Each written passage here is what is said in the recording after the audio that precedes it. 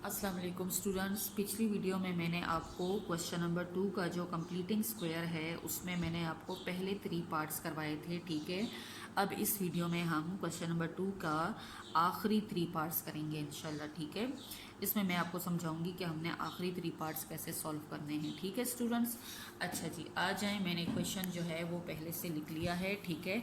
अब देखें यहाँ पर आपके पास क्वाड्रेटिक इक्वेशन है 5x² minus 10x minus 840 is equal to 0, जो क्वेश्चन नंबर 2 एक्सरसाइज 1.1 में है। कंप्लीटिंग स्क्वायर उसका पार्ट 3 है, ठीक है।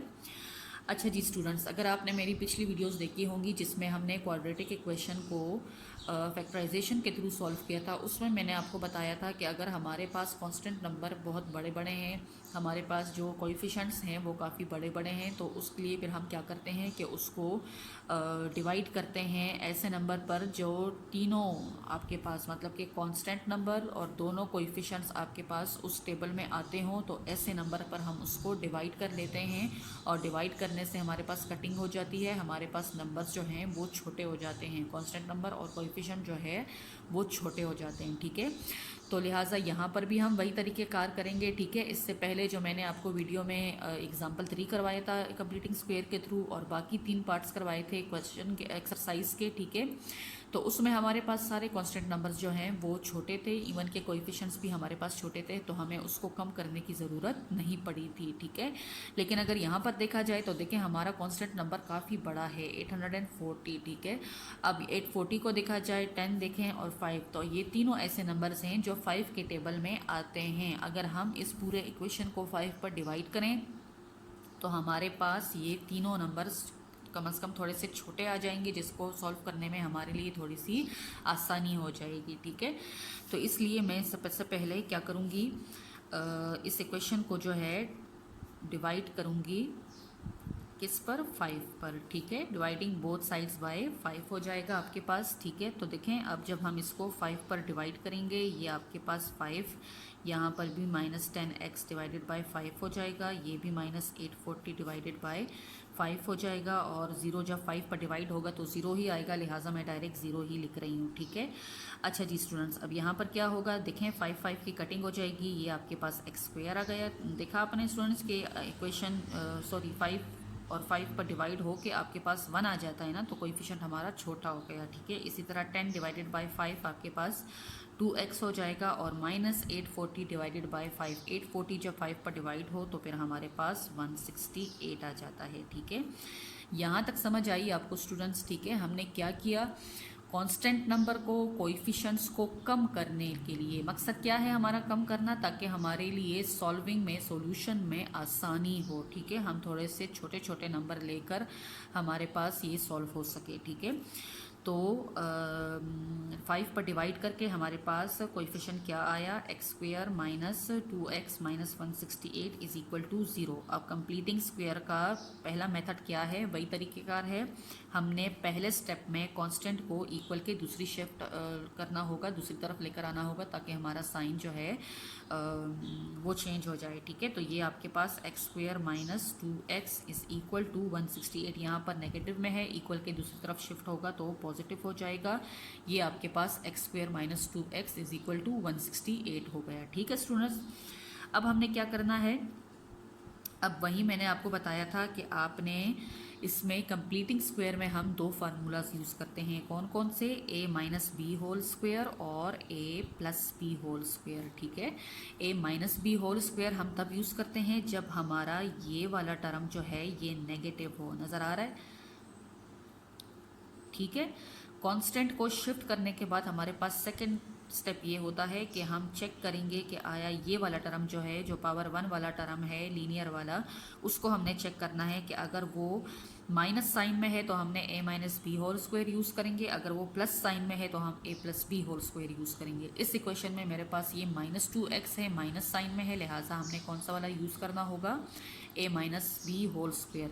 तो आपको पता है स्टूडेंट्स कि a minus B whole square किसके बराबर है, a² minus 2ab plus B square, ठीक है स्टूडेंट्स। अब हमने क्या करना है कि ये जो ये वाला इक्वेशन का साइड है, ठीक है, लेफ्ट, इसको हमने कन्वर्ट करना है फार्मूले के राइट साइड में, ठीक है। मतलब यहाँ से हमने एग्जैक्ट ये वाली चीज़ लेकर आनी है। अब कैसे लेकर आएंगे, अगर हम देखें तो ये एक्स स्क्वेयर आपके पास ये ए स्क्वेयर हो गया, और यहाँ से हम -2x में से हमने -2ab लेकर आना होगा, ठीक है। अब ये कैसे लेकर आएंगे, आइए देखते हैं।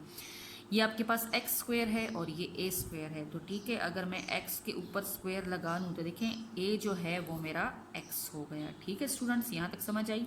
अब यही माइनस मेरा माइनस हो गया, फार्मूले में भी माइनस है, यहाँ पर भी माइनस है, ठीक है माइनस।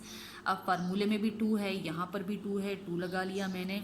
अब फार्मूले में मैंने a जो है वो x के बराबर लिया था ना, मेरा x जो है वो a है, तो लिहाजा यहाँ पर भी मैं a की जगह जो है मेरा x आ जाएगा, ठीक है। मैं इसको अलग अलग ब्रैकेट में इसलिए लगा रही हूँ ताकि आपको पता चले कि हमारा a कौन सी चीज़ है और हमारा b अब कौन सा बनना चाह रहा है, ठीक है। तो लिहाजा हमने इसको अलग अलग ब्रैकेट में लगा लिया ताकि आपको पता चले कि जिस तरह फार्मूले में है ए स्क्वेयर -2ab + b स्क्वेयर, उसी तरह हमने यहाँ पर इक्वेशन में लिखना है। अब ये मेरा ए स्क्वेयर हो गया -2a, ठीक है। ए यहाँ पर भी x है, ए यहाँ पर भी x हो गया।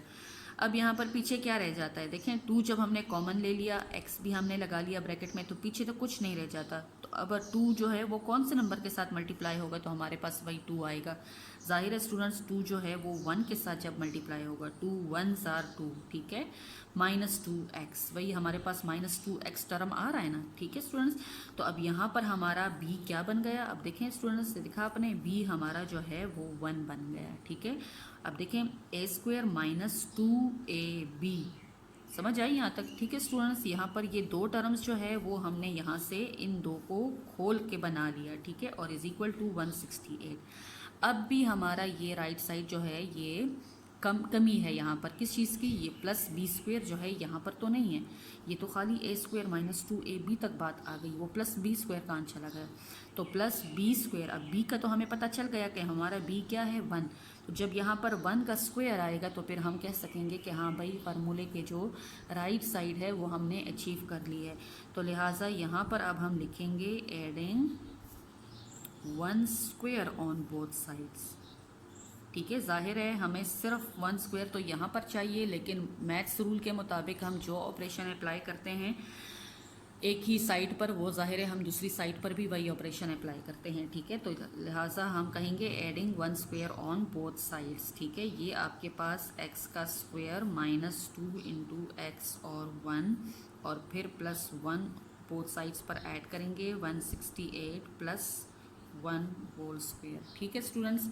अब हम क्या करेंगे, अब देखें, अब बिल्कुल हमारे पास इक्वेशन की जो लेफ़्ट साइड है वो बिल्कुल बराबर आ गई फार्मूले के राइट साइड के थ्रू। देखें a square -2ab + b square, ठीक है स्टूडेंट्स। तो जिस तरह यहाँ पर कहा गया है कि भाई a square -2ab + b square बराबर है a - b होल स्क्वायर, तो यहाँ पर भी हम a square -2ab + b square को बराबर लेकर आ सकते हैं ना a - b होल स्क्वायर के। तो लिहाजा मुझे पता है कि मेरा a जो है वो x है और मेरा b क्या है वो 1 है, तो मैं इसको फार्मूले के लेफ़्ट साइड के थ्रू पुट कर सकती हूँ ना, ठीक है।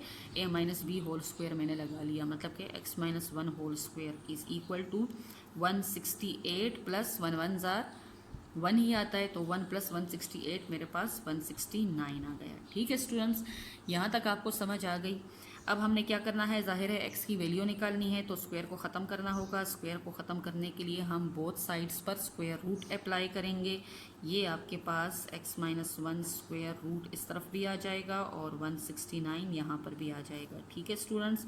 अब स्क्वायर जो है वो रूट के साथ कटिंग हो जाएगी। ये आपके पास x - 1 = अगर हम 13 देखें तो 13 जार हमारे पास 169 आता है, लिहाजा 169 को मैंने तोड़ के 13 का स्क्वायर बना लिया, ठीक है। 13 जार 169।